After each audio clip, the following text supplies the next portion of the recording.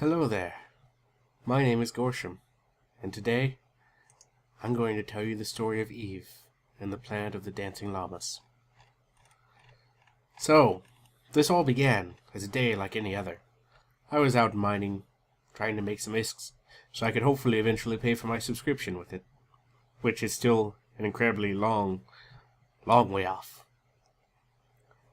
But I decided that if I was going to have any real chance at this, I had to get more lucrative ore. I had to get something that would sell better. It was time to leave high security space. Time to finally venture out into the dark.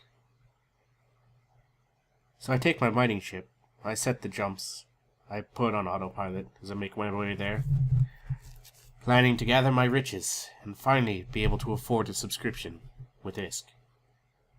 Naturally, however, the moment I get there, two people decloak and prepare to murder me. Why they decloaked first, I don't really know. I'm still kind of new.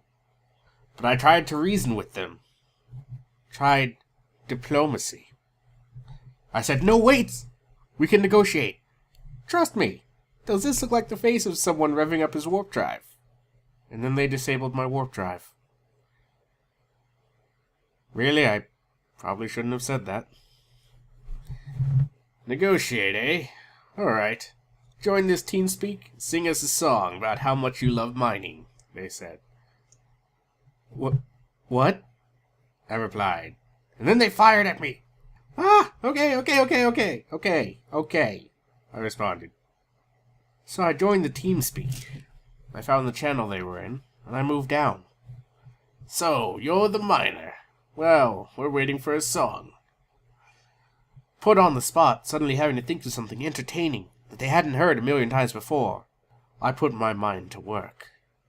And I said, "Oh God, mining is my favorite thing in the galaxy. Grabbing all the ore that's just for me, because it's so hard and it's so round." Except the ones that are kind of spiky, actually. Really, ore doesn't have a set shape, now that I think about it. In fact, if you think about it, the plentifulness of space ore doesn't make a lot of sense because there's so few planets, you know? Like, where would it all come from, and why would it be so spread out? Shut up and get back to singing. It makes sense that the ore is there. No, it makes sense that the same type of ore is like 50 jumps away from a deposit of the other same type of ore. Yes! Now, at this point, I decided that this needed a proper explanation. So I thought about how this may have come to be. I thought, what could have caused all this ore to get all over the galaxy, all over the universe, but still be made of seemingly the same things? How would this have happened? And so I responded to these two gentlemen, and I said, "Now look, hear me out here. But what if there were a race of space-dancing llamas? They were a peaceful people, and they loved—" "What the hell are you talking about?" "Socializing. But they always had to dance, or else they would die. The problem was, though, that this meant they would eventually dance themselves to death. But, because of evolution, the ones who could dance longer were more able to successfully procreate. And thus it led to dancing llamas having a pretty decent lifespan of like 20 years of dancing. Also, dancing sex is really hard. Like, you have no idea. It's amazing that they can do that. Because if you dance stupid, you're not going to get a mate. No one wants a stupid dancer. So you have to dance well, even while having sex." "Is this guy serious?" the first pirate said. Shut up. I don't know why, but I really want to hear this. Like, it's so stupid, but now I'm into it, and I have to know how this explains anything," the second pirate responded. "Anyways," I continued, "as I was saying, so one day a dancing llama scientist decided that he didn't want to have to die from dancing, that he wanted to be able to live a longer lifespan and be able to experience even more things than just dancing. The other dancing llamas, of course, shunned him for his heresy and cast him out into dancing exile. It's like normal exile, but with dancing." "What the fuck is wrong with your mind?" the first pirate said. I can't, this guy, what the hell, fucking God," the second pirate said. "But," I went on, "in dancing exile, the dancing llama scientist secretly continued his plans.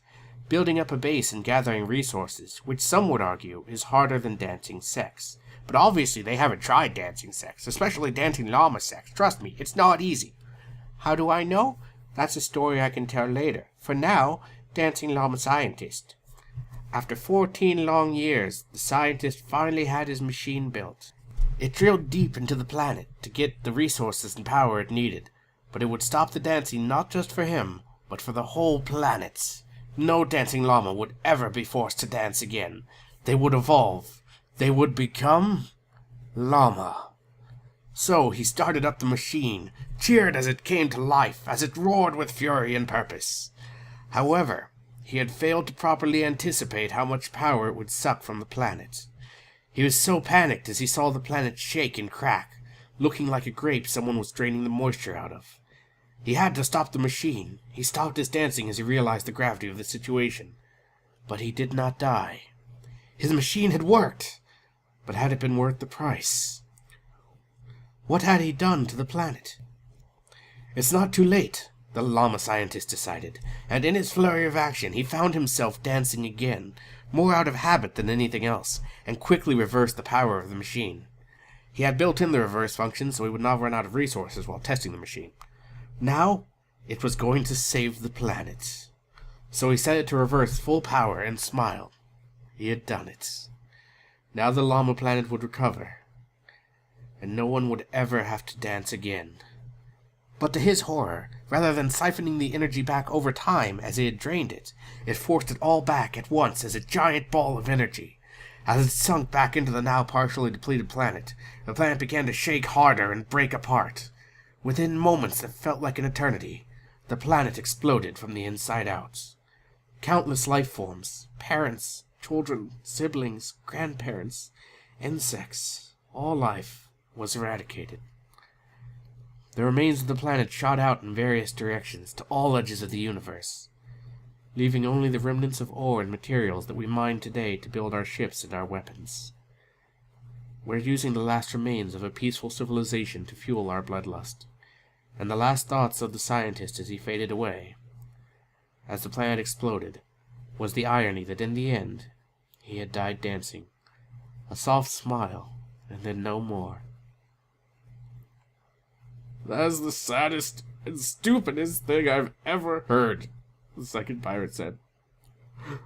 I'm laughing and crying, but I'm not sure which is causing which, the first pirate added. Let us all remember the story of the dancing llama people, so that they may live on in our memories and not just our weapons, I told them. The second pirate then spoke up.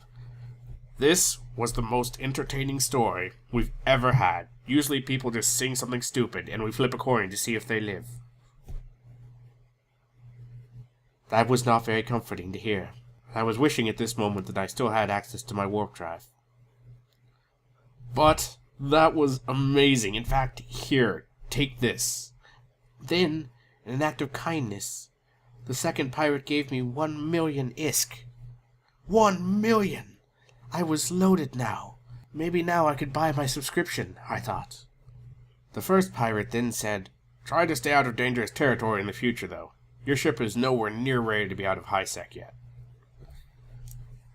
I gratefully responded, Thank you both. Hopefully I will see you around again in better circumstances. And then I warped away and disconnected from TeamSpeak. And as I was disconnecting, I got to hear, Wait, why does that make sense? And then nothing. As I docked into my space station, I sighed.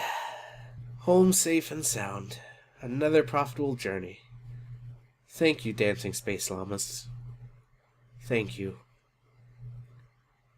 The end. A Tale of Space Pirates and Dancing Llamas by Gorshum.